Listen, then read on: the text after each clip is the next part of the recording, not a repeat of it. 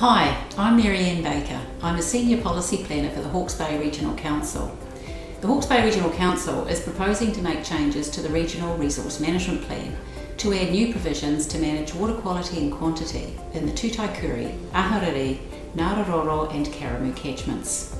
These are what we refer to as the tank catchments, and this video is about the proposed tank plan change. I'm going to talk about the plan, where it applies and the approach we've taken. I'll introduce you to the new water quality management rules and how water allocation will work. I won't go into a lot of detail. If you want to know more about things like stormwater, source protection zones, farm plans or catchment collectives, the information is all available online in reports and fact sheets at hbrc.gov.nz. Just search #tank. This video is one way to give you some information about the proposed tank plan during our public consultation that runs through to the 3rd of July 2020. Please ask questions if you need more information. Use the tank page on our website, Facebook, email or phone the Regional Council. We will run Zoom meetings with stakeholder groups and organisations interested in this plan change. Contact your group to find out how to take part. The tank plan covers a large part of the Hawke's Bay region, the cities of Napier and Hastings, as well as rural catchments and the Hiratonga Plains. The water and land in these catchments support a thriving economy, as well as the health and social and cultural well-being of our communities. Rivers and waterways have to come first, but water users should also be able to rely on safe, secure water when they need it. This is critical to the health and economic needs of our community.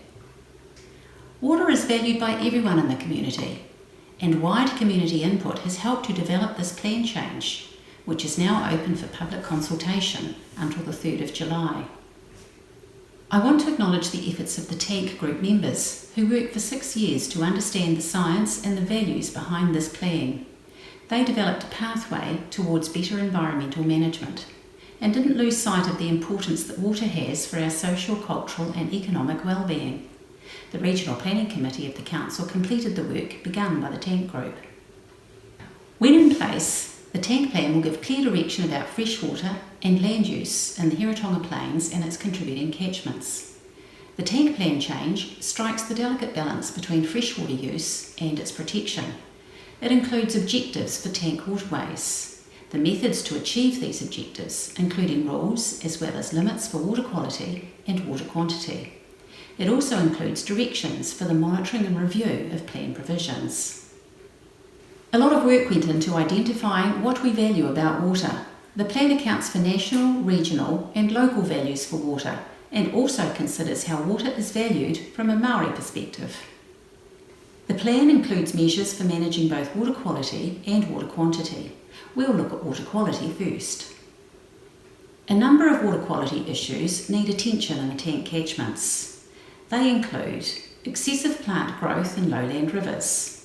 This decreases oxygen levels. A lack of shade also means water temperatures are often too high for aquatic life. Nutrient lost from land leads to increasing algal growth in freshwater and also the estuaries they flow into. Some algae is okay, but too much nutrient can cause algal blooms. Sediments lost from land deposit onto riverbeds and into coastal areas. This smothers the aquatic species living there. Stormwater from urban areas contains pollution that compromises freshwater and estuary ecosystem health and reduces our ability to connect with our treasured waterways. Riparian land can be better managed to improve both ecosystem health and water quality. How does the plan solve these problems? The values that relate to water quality have been translated into new water quality objectives. For example, the water clarity objective sets a measure to protect fish that rely on seeing their prey. The target to meet all the objectives is 2040. To improve water quality and meet the objectives, the tank plan will prioritise. First, it identifies places for action. The plan identifies priority catchments where water quality objectives are not being met and where management action is needed first.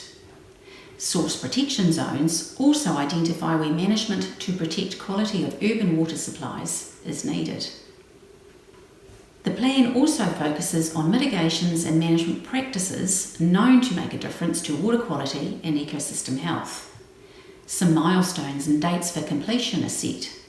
These include improved riparian land management, stock exclusion from waterways, wetland protection and development, erosion control planting, rural farm plans and urban site management plans. There are some new rules and changes that set different standards for high-risk activities. These include new rules for cultivation, stock access, stormwater discharges and land use change. There are new rules about activities in source protection zones that protect the quality of drinking water for our urban water supplies. The collaboration that helped shape this plan is reflected in how we expect to implement it.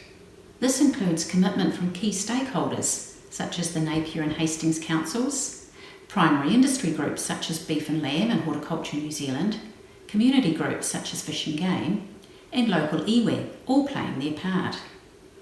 Their actions alongside the Hawke's Bay Regional Council will focus on priority practices and places where action is needed. We're also providing for a new approach to catchment management by landowners. Collective farm planning can support innovation and give the flexibility needed to help meet the plan's objectives. The plan allows for ongoing improvement with investigation and review requirements to ensure the right information is collected in time for the next plan review. For example, gathering more information about a sustainable level of contaminants for discharge into the estuary, as well as gathering more accurate information about contaminant loss from land. We'll now have a quick look at changes the proposed plan makes to allocating water.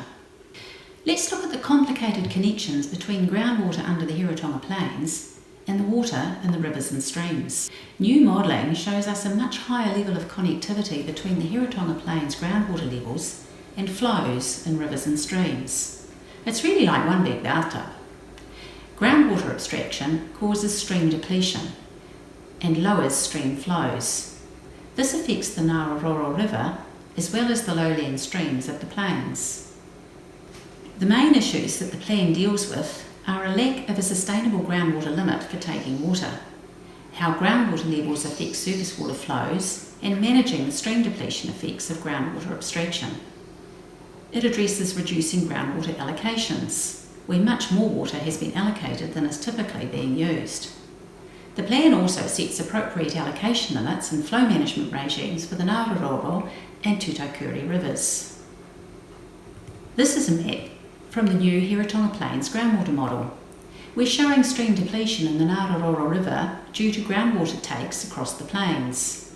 Darker colours show a few big takes that have quite a large stream depletion effect, but the lighter colours show how all the small takes contribute significantly to the overall cumulative stream depletion effect on our rivers. This graph shows the rapid increase in water use in recent years. Look at the increasing length of the coloured bars. The total allocated amount is much higher than the used amount. If water use increased to the allocated amount, it would have a serious adverse effect on groundwater levels and surface flows. It would not be sustainable. Groundwater management solutions include reducing allocation to existing permit holders to meet actual and reasonable demand, and only on use up to 2017. The interim limit of 90 million cubic metres a year is based on modelled and actual use in the 2012-2013 year. It was a drought year, and this is subject to review according to how well the plan's management measures work. Water permit holders will also be required to manage stream depletion, which is new. Permit holders will need to contribute to a stream flow maintenance and habitat enhancement scheme, or they will be subject to a ban when flow triggers are reached.